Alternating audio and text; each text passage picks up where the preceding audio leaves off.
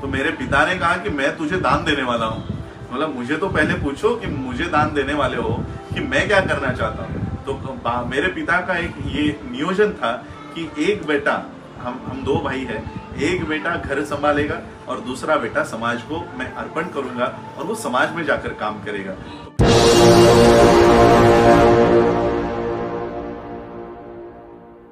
सबसे पहले मैं बाबा साहब के चरणों में तथागत बुद्ध के विचारों को नमन करता हूँ, बाबा साहब के विचारों को नमन करता हूँ। दरअसल कॉलेज लाइफ ख़त्म होने के बाद से या कॉलेज लाइफ में यानी बीकॉम होने तक हम लोग अपना जन्मदिन मनाते थे कॉलेज फ्रेंड्स के साथ। बस वही जो सेलिब्रेशन होता था वही होता था। उसके बाद से कभी हम लोगों ने, मैंने खास करके मेरा जन्मदिन का ऐसा कोई सेलिब्रेशन हम करते नहीं है, क्योंकि मेरा जन्म ही है, जैसे अभी सर ने बताया कि 8 दिसंबर का मेरा जन्म है, लेकिन मेरा जन्म एक्चुअली 7 दिसंबर के रात का है। तो हम लोग वो 7 को नहीं करके वो 8 को किया करते थे, क्योंकि 6 तारीख को बाबा साहब का महापरिनिर्वाण होता है और तुरंत एक दिन बाद मेरा जन्मदिन होता है। लोग आज भी, मैं अभी सुबह का सब चैत्य भूमि का काम खत्म करके 5 बजे उतरा और आप सभी लोगों से मुलाकात हुई और कोई यहाँ पर नियोजन नहीं था, जन्मदिन के सेलिब्रेशन का कोई नियोजन नहीं था, ये सब आप लोगों ने किया है। तो 8 तारीख को जैसे सर ने बताया कि मेरे पिताजी का भी देहांत निर्वाण 8 तारीख को हुआ, फिर 8 से फिर 7 पे आना पड़ा। तो ये कहते हैं निसर्ग का नियम है, तो निसर्ग का नियम शायद 7 को ही मंजूर है, तो उस तरह से फिर 7 तारीख को ये सेलिब्रेट होता है।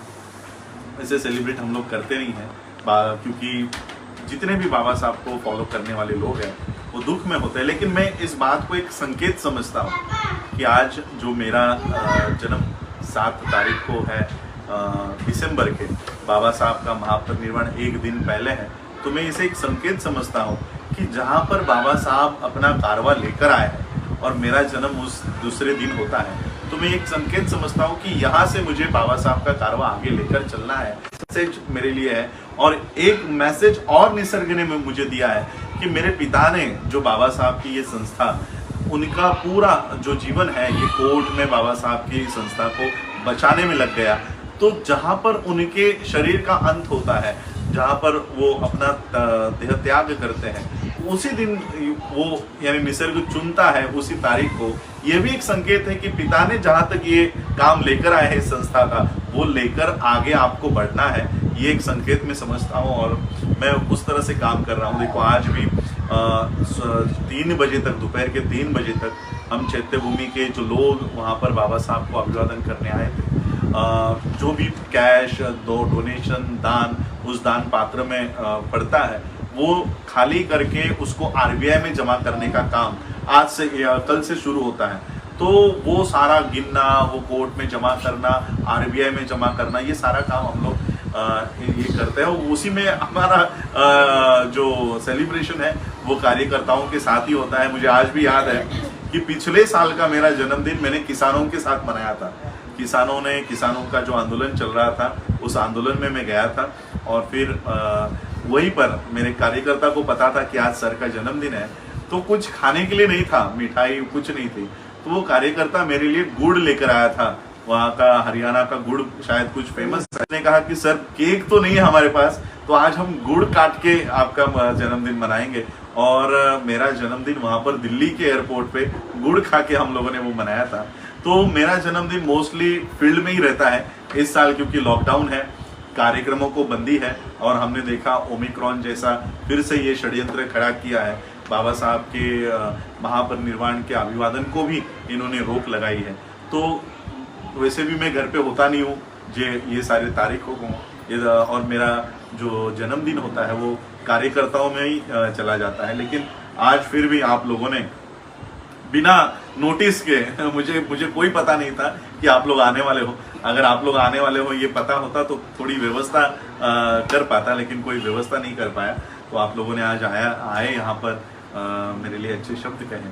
और बाबा साहब की मैं तो हमेशा यही कहता हूँ कि बाबा साहब की ही मूवमेंट, जो बाबा साहब की मूवमेंट है, बुद्ध का धम्म है, यही हम लोगों को आगे बढ़ाना है। बाबा साहब ने जो संस्था दी है, मैं आज पूरे देश भर में जो घूम रहा हूँ, पूरे विश्व में जो घूम रहा हूँ, वो बाबा साहब की संस्था को ही मजबूत करने के लिए घूम रहा हूँ। बाबा साहब की संस्था को ही एक अच्छी संस्था के रूप में इसको उभारने की कोशिश कर रहा हूँ। मैं अपनी कोई संस्था यहाँ बनाकर काम नहीं कर रहा हूँ कि मेरे पीछे काम करो।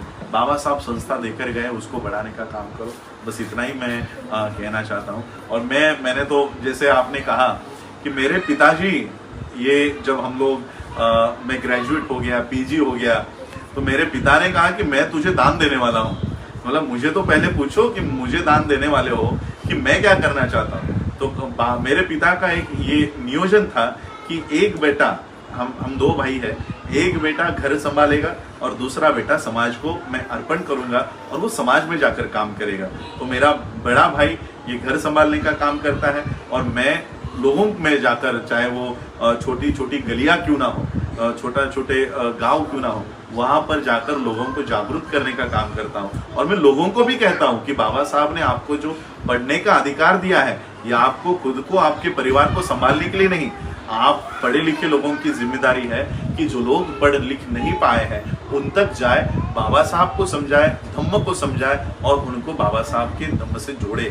ये पढ़े लिखे लोगों का काम है। अनपढ़ लोगों से आप उम्मीद नहीं कर सकते। लेकिन आज मैं देख रहा हूँ पढ़े लिखे लोग, कल मैं इनकम टैक्स ऑफिस में गया था, चरनी रोड पे जो इनकम टैक्स का मुख्यालय है, वहां पर मुझे बुलाया गया था। इनकम टैक्स ऑफिसर्स मुझे वहां पर अभिवादन करने के लिए बुला रहे हैं। आज ये सारा वर्ग, पढ़ा लिखा वर्ग, ये अपने अपने कामों में लग गया है, सिर्फ अपना उदार निर्वाह करता है, कमाई करता है, घर बनाता है और बच्चों को पैदा करता है, उनको बढ़ाता है। लेकिन बाबा साहब ने जो उदात्त और बहुत बड़े सोच से हमको एजुकेशन दिया है कि एजुकेशन होने के बाद आपको आपके समाज के पास जाना है। बहिष्कृत हितकारिणी सभा का बाबा साहब ने एक ब्रीद वाक्य दिया कि टू एजुकेट। आज हमारा काम क्या है कि हमको शिक्षित करना है, लेकिन हम क्या कर रहे हैं, शिक्षित बन रहे हैं।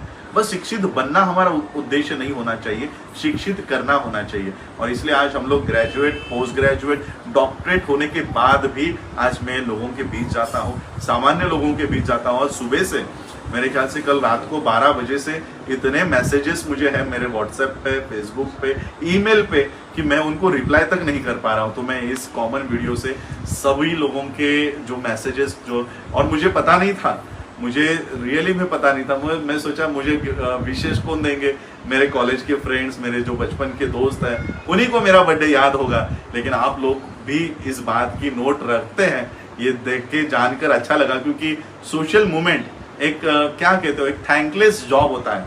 यहाँ पर कोई आपकी, हाँ, राजनीति कर रहे हो तो आपको हेलीकॉप्टर से घुमाएंगे, आपको बड़ी बड़ी होटलों में रखेंगे, आपको बड़े बड़े मंत्रियों के साथ मिलवाएंगे। लेकिन सोशल मूवमेंट, और वो भी धम्म की मूवमेंट में आपको ना तो कोई हेलीकॉप्टर देगा, ना तो कोई एरोप्लेन की टिकट देगा, आपको अपना खर्चा खुद करना है। धम्म भी लोगों को जाके खुद समझाना है। तो इस तरह का माहौल देश में है। धम्म के लिए लोगों में इतनी ओढ़ नहीं है जितनी हम राजनीति के लिए देखते हैं। तो मैं तो ये कहता हूं कि बाबा साहब अम्बेडकर इसका तोड़ देकर गए हैं कि जब तक धार्मिक क्रांति नहीं होगी, आपकी राजनीतिक क्रांति पॉसिबल ही नहीं है। और इसलिए जो लोग राजनीति में लगे हुए हैं, जब तक बुद्ध के बताए हुए बातों को अगर इस देश के लोग नहीं मानते, बाबा साहब एक बहुत अच्छी बात कहते हैं कि राजनीति अगर आपकी सफल होनी है तो उस देश के लोगों के मन मुक्त होने चाहिए।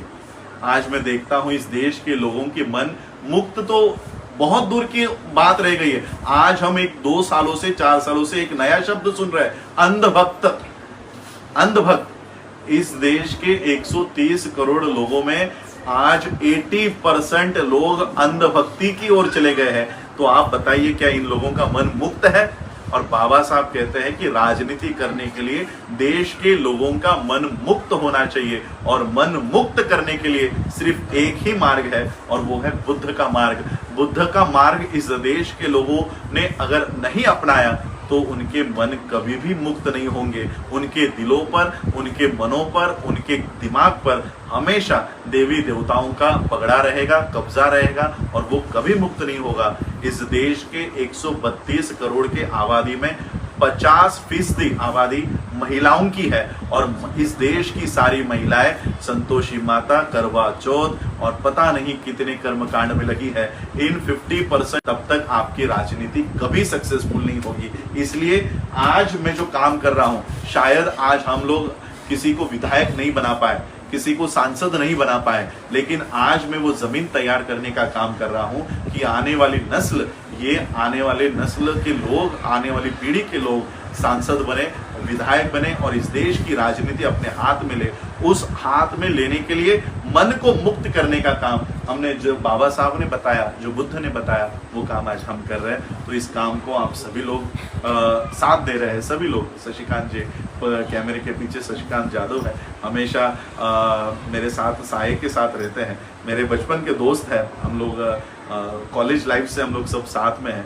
तो आज सभी लोग मेरे दोस्त हैं, सीए बन गए हैं, वो लोग मुझे संस्था चला करते हैं, सारे लोग आज मुझे सहकार्य कर रहे हैं, मदद कर रहे हैं। मेरे कई सारे जजेस दोस्त हैं, आईएएस ऑफिसर्स दोस्त हैं, जो मार्ग पर है, सभी लोग मुझे आज ये मूवमेंट चलाने के लिए बहुत मदद कर रहे हैं। तो आज मैं आप सभी लोगों का, आज मुझे लगता है कि आज मेरा थैंक्स गिविंग डे है कि आप लोग मुझे इतना सपोर्ट कर रहे हो। तो आप सभी लोगों का मैं आभार व्यक्त करता हूँ। जो लोग मुझे विश कर रहे हैं, मैं उनको एडवांस में ही थैंक्स देता हूँ कि आप लोगों ने मेरे इस काम को आप लोग पसंद कर रहे हो, मुझे सराह रहे हो।